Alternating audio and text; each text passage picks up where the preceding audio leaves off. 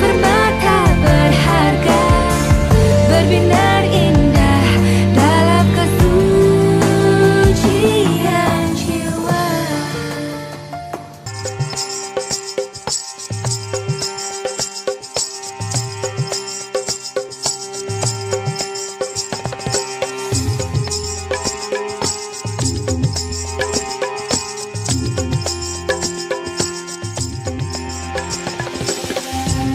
Assalamualaikum sahabat semua, hari ini perjalanan menuju ke Jogja dalam rangka safari dakwah dan tidak menyangka bertemu dengan Pak Gatot di sini untuk yang kedua kalinya karena sebelumnya pernah berjumpa dengan Bapak juga dalam sebuah acara dan hari ini ketemu dan seperti biasa kalau saya bertemu dengan orang-orang yang saya kagumi saya selalu meminta nasihat dari beliau-beliau. Ada nasihat Pak buat saya Pak? Bukan nasihat ya, tetapi saya berpesan saja. Oke, raihlah mimpi yang tertinggi. Amin, amin. Pasti kamu bisa dan Allah meridhoi itu. Amin. Assalamualaikum warahmatullahi wabarakatuh. Amin. Semangat untuk mengejar mimpi teman-teman sekalian. Kita lanjutkan perjalanan dakwah kita menuju ke Jogja. Sekarang kita udah mau naik pesawat, teman-teman sekalian di pagi hari. Saya selalu suka sinar matahari pagi, menambah semangat di pagi hari ini dengan apa ya, kalau kena sinar matahari pagi tuh bawaannya selalu positif, semangat, ceria, seperti itu. Memulai kehidupan yang baru di hari yang baru. Jadi saya mau naik pesawat dulu ya teman-teman sekalian. Dan nanti kita ketemu lagi di Jogja. Sekarang sudah di dalam pesawat teman-teman sekalian, kita mau pergi ke Jogja. Dan ditemani sama Fitri pegang kamera. Saya ikuti perjalanan saya untuk menuju ke Jogja ya. Dan senang banget tadi ketemu sama Pak Gatot. Alhamdulillah saya mendapatkan nasihat dari beliau. Nah sekarang saya sudah di Maluku. Pak Gatot menjemput. Sekarang mau prepare dulu karena hari ini ada presentation di Yogyakarta. Itu terus perjalanan saya di vlog hari ini.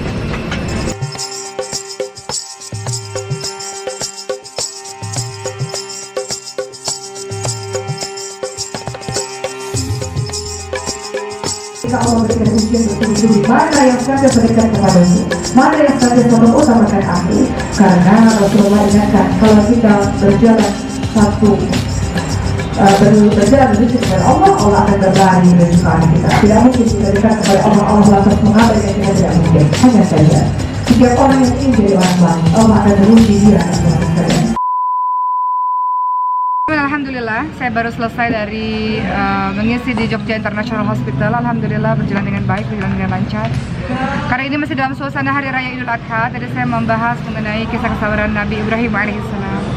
Ibrahim alaihissalam disebut Khalilullah, kekasih Allah, karena mengutamakan Allah dari segala-galanya. Nabi Ibrahim alaihissalam berdakwah dengan penuh kesabaran. Nabi Ibrahim alaihissalam meninggalkan anaknya Ismail alaihissalam atas perintah Allah di sebuah lembah tandus tak berpenghuni, yakni Mekah. Nabi Ibrahim alaihissalam RDR, long distance relationship dengan Siti Hajar, dan LDR-nya berhasil. Terbukti anaknya Ismail alaihissalam menjadi seorang hamba Allah yang sangat saleh. Nabi Ibrahim alaihissalam diuji oleh Allah untuk menyembelih anaknya dan dilakukan, walaupun Allah ganti dengan sembelihan yang lain. Tapi hari ini belajar tentang kisah perjuangan Nabi Ibrahim alaihissalam. Dan sekarang kita mau ke Jogja Expo Center. Tapi sebelumnya seperti biasa makan dulu. Dan saya nggak tahu di sini makan apa. Ini ada Mas Ferry. Jadi Mas Ferry ini adalah penguasanya Jogja, teman-teman sekalian. Wow.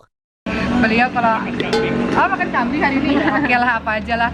Tapi jadi Mas Ferry suka ngajak ke tempat-tempat makan kalau lagi ngisi-ngisi. Jadi beliau memastikan pembicara ini nggak boleh haus, nggak boleh kelaparan, begitu katanya. Mustahil lapar katanya. Dan kondisi saya adalah, nggak tahu kenapa teman-teman sekalian, kan dari subuh dari Jakarta di pesawat oke-oke aja, tapi menjelang turun tiba-tiba kepala pusing luar biasa sampai hari ini. Jadi sekarang ini masih pusing. Jadi bagian kepala depan sini ini pusing, nggak tahu kenapa tiba-tiba. Mudah-mudahan makan, mungkin kalau masih pusing mungkin akan minum obat pusing, nggak tahu juga, karena kalau pusing agak-agak nggak konsen ketika mengisi sebenarnya. Jadi ini cerita behind the scene apa yang terjadi kepada saya. Tapi tentu jemaat tidak boleh mengetahui hal-hal ini, sehingga Tahu di vlog. sekarang tahu di vlog, karena ini kalau di vlog itu adalah Semuanya boleh kan, behind the scene kan. Tapi kalau di depan jemaah tadi ya seperti biasa saja, tapi agak pusing lah kepala, kayaknya agak mau demam gitu. Cuman kalau mau tahu behind the scene nonton vlog. kalau mau nonton behind the scene, nonton vlog. Sekarang saya makan dulu dan insya Allah akan melanjutkan titik ceramah yang kedua dan ketiga nanti sore dan malam. Doakan saya teman-teman sekalian, semoga Allah jaga saya. Doakan saya semoga niat itu senantiasa diluruskan oleh Allah insya Allah. Mudah-mudahan ya. Saya makan dulu. Assalamualaikum. Sekarang masuk ke titik kedua. Ayo kita menuju ke masjid titik kedua. Masih di Yogyakarta. Yuk.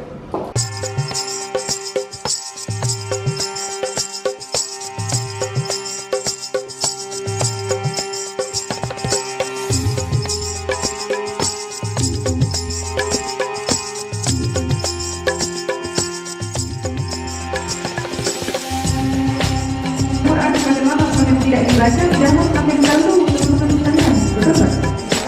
Kalau Quran sering dibaca bedanya jadi terbiasa, tapi Quran bagaimana yang tidak dibaca susah menggerakkan bacaan Quran. Jadi Quran tidak bisa ditinggalkan, harus dibaca.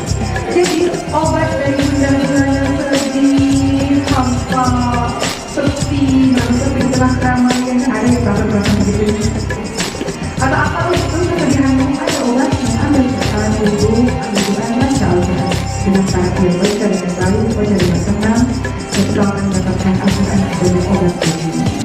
Dan sekarang di tempat ceramah yang ketiga di malam hari ini pada Isya, saya akan mengisi insya Allah di Masjid Jamaah Sebal Bantul, Yogyakarta. Tapi seperti biasa, sebelum saya ceramah sudah disiapkan makanan oleh panitia. Dan teman-teman tahu kan, 7:30 adalah jadwal saya tidur. Jadi ini udah agak 1 watt, udah mau tidur, tapi insya Allah dengan makan jadi terang lagi matanya dan bisa memberikan yang terbaik untuk jemaah. Yuk kita makan dulu, siapin sama panitia. Yuk. Oke, sekarang Uma nyobain makanan lain. Apa Uma? Makan menggembung ya. Ini lupis dan lupis selalu enak. Tadi sudah kenyang, tapi Tergoda. Karena tampilannya seperti ini. kadang kalau kita makan kita jadi nggak ngantuk. Tambah ngantuk lu biasanya. Menyiapkan energi buat dakwah. Doain ya. Karena kita sendiri memilih jalan untuk menuju kepada Allah Subhanahu. Allah berkata, Allah Rasulullah kita ikut kita contoh, tapi kita sendiri yang memilih jalan syaitan. Assalamualaikum teman-teman sekalian, ini sudah jam 9 malam. Udah selesai dari tausiah di Masjid Jamaah Sebal Bantul. Dan sekarang mau kembali ke hotel, alhamdulillah. Jadi alhamdulillah semua terasa ringan saja, alhamdulillah. Jadi yang buat kita capek dan berat sebenarnya kalau pikiran kita mikirnya yang aneh-aneh. Tapi kalau pikiran kita adalah semoga Allah ridho dengan semuanya, insya Allah semuanya berjalan dengan ringan saja. Seperti itulah. Jadi ya itulah ya teman-teman sekalian. nanti besok kita baru ngobrol banyak-banyak, soalnya ini sudah titik ketiga, udah ngantuk. Jadi besok saya akan share kepada teman-teman sekalian. Besok masih ada 2 titik lagi, saya akan share kepada teman-teman apa ya yang saya temukan selama perjalanan di Jogja. Jadi ceritanya ini rangkaian perjalanan di Yogyakarta. Oke, sampai ketemu besok.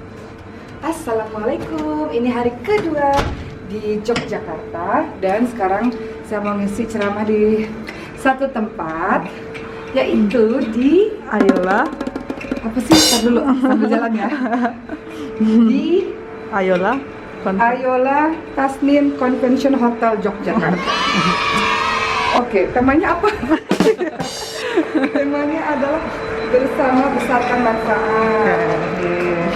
Oke deh, kita ketemu di sana dan ikuti perjalanan saya di hari kedua ini. Kemudian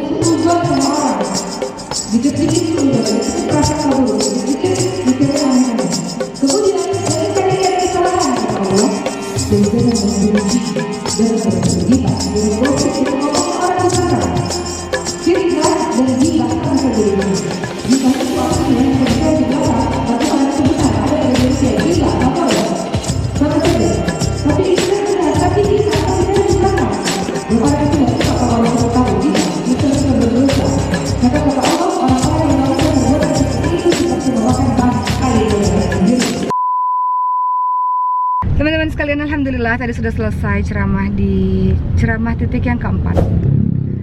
Untuk teman-teman ibu-ibu pedagang pasar Beringharjo di Yogyakarta. Sekarang menuju istirahat dulu sebentar, kemudian nanti ada makan siang bersama dengan panitia, dan kemudian nanti sore mengisi yang titik kelima, setelah itu pulang ke Jakarta. Tapi dalam perjalanan dakwah ini saya mau cerita untold story, belum pernah saya ceritain di vlog sebelumnya mengenai aktivitas berdakwah ini. Jadi Mariam, anak saya umurnya 4 tahun, yang paling besar teman-teman sekalian. Jadi pernah pada suatu ketika saya pulang ceramah malam, dan kemudian dengan begitu bahagia saya sambut Mariam, maksudnya saya menyapa Mariam, dan saya katakan, Mariam, ayo kita bobo malam ini gitu. Dan kemudian pada malam itu dia marah, tiba-tiba dia nggak mau dipeluk, tiba-tiba dia bilang nggak mau sama Uma, marah seperti itu. Jadi saya tanya kenapa nggak mau, Mariam marah gitu. Jadi setelah itu dia nangis, dia karena saya peluk dia nggak mau, dia nangis, dia berontak nggak mau bersama dengan saya. Kemudian saya tanya kenapa Mariam nangis. Kemudian dia bilang Mariam marah, Uma ceramah terus gitu katanya. Jadi dia menangis dan berkali-kali berontak kalau saya mau peluk, mau pegang dia nggak mau, dia lari, dia bilang Mariam marah, Uma ceramah terus, seperti itu. Akhirnya itu membuat saya sedih teman-teman sekalian. Sebagai seorang ibu sedih lah ya kalau anaknya nggak mau dipeluk dalam keadaan marah, nangis seperti itu. Akhirnya saya peluk dia, kemudian saya katakan pelan-pelan, Mariam, Uma sayang sama Mariam nggak boleh bicara seperti ini, saya katakan gitu. Kemudian berkali-kali saya bilang Uma sayang Mariam. Mariam tahu nggak kalau ceramah Allah sayang sama kita, kalau Allah sayang sama kita semua masuk surga, saya bilang begitu. Ada waktunya Uma sama Mariam, malam ini Uma sama Mariam, besok Uma sama Mariam, tapi besok nanti Uma sama tante-tante yang lain, kakak-kakak yang lain. Jadi satu hari nanti Mariam juga ceramah, nanti kalau Mariam ceramah Allah juga sayang, kayak gitu. Jadi saya mencoba dengan bahasanya dia lah, untuk memahamkan dia bahwa sebagai seorang penceramah itu ada waktu kita untuk orang lain, gak selamanya kita bersama dengan dia. Jadi Mariam harus mulai belajar membagi kan ibunya ini kepada yang lain juga. Jadi ketika saya bilang begitu, saya katakan tapi Uma sayang sama Mariam gak boleh ngomong gitu, kalau Mariam begitu nanti Uma sedih, nanti Uma juga nangis. Jadi saya meneteskan air mata lah, saya bicara menatap matanya, kemudian dia lihat saya mulai menangis, kemudian dia melunak. Kemudian saya katakan, Mariam nggak boleh begini lagi ya nak, nanti ada masanya Uma sama Mariam kita main-main, tapi ada masanya Uma sama orang lain, Uma sama ibu-ibu yang lain, kakak-kakak yang lain untuk ceramah.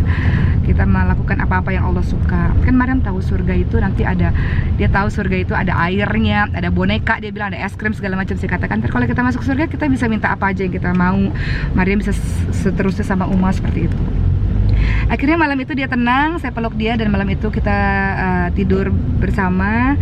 Dia peluk saya dengan erat, dan mulai dari hari itu sampai seterusnya. Sekarang kalau saya ceramah, Mariam cuma bilang, Uma ceramah ya, Uma ceramahnya nginep atau pulang gitu. Jadi cuman 2 kalimat itu. Jadi Uma ceramah nginep atau pulang. Saya katakan Uma ceramahnya nginep, tapi 1 hari aja nginepnya. Kemudian dia bilang oke Uma. Jadi kalau saya tanya Mariam marah nggak kalau Uma ceramah, dia bilang enggak marah, kan supaya Allah sayang, supaya kita masuk surga. Begitulah teman-teman sekalian. Jadi ada banyak kisah-kisah yang terjadi. Begitu pula suami saya pernah pada suatu ketika selama 5 tahun pernikahan ini dia nggak pernah bilang apa-apa. Beliau nggak pernah mengatakan apa-apa, kecuali pada satu malam beliau mengatakan, abang ikhlaskan istrinya abang untuk umat, begitu. Jadi ada masa suami saya memerlukan saya, tapi beliau katakan tapi saya ikhlaskan istri saya berkontribusi untuk umat, seperti itu. Jadi kalimat-kalimat itu yang membuat saya haru teman-teman sekalian, bahwa tapi saya rasa bukan saya saja yang mengalami hal demikian, hal seperti ini. Banyak para pendakwah lain, penceramah lain, atau mungkin orang-orang yang bekerja atau melakukan kegiatan lainnya juga mengalami seperti saya. Jadi ada masa kita mengurusi diri sendiri, keluarga sendiri, ada masa kita bermanfaat, menyebarkan sesuatu yang manfaat untuk umat lah, untuk menolong diri kita dan keluarga kita sendiri untuk hari akhir di surga Allah insyaallah.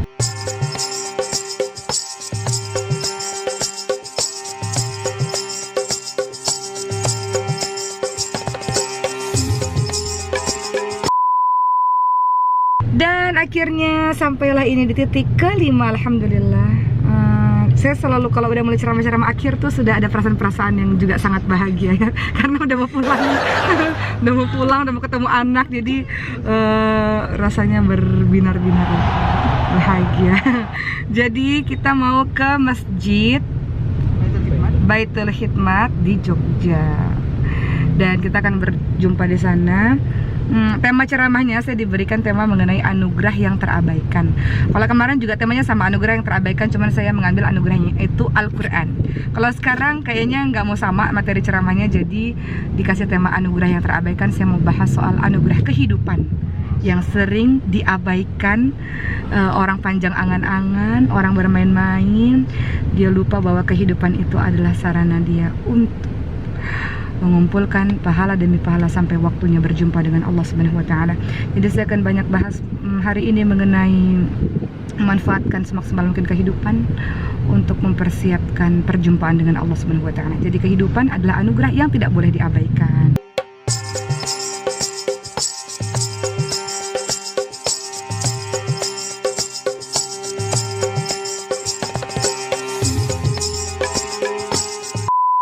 Jadi teman-teman sekalian, jadi keberkahan para penghafal Quran tuh luar biasa ya. Jadi ahlul Quran tuh suka dapat banyak kiriman makanan dari para donatur, orang yang mau bersedekah, termasuk hari ini. Jadi mereka tuh nggak khawatir dengan makanan yang seadanya, walaupun di maskan itu makan seadanya, tapi mereka sering dapat kiriman makanan dari para dermawan. Salah satunya beliau, lihat tuh banyak banget dibeliin buat para. Ada yang produs juga, Pak? Waduh. Ayo. Jadi ini buat santri-santri Uma di Maskan Kufa.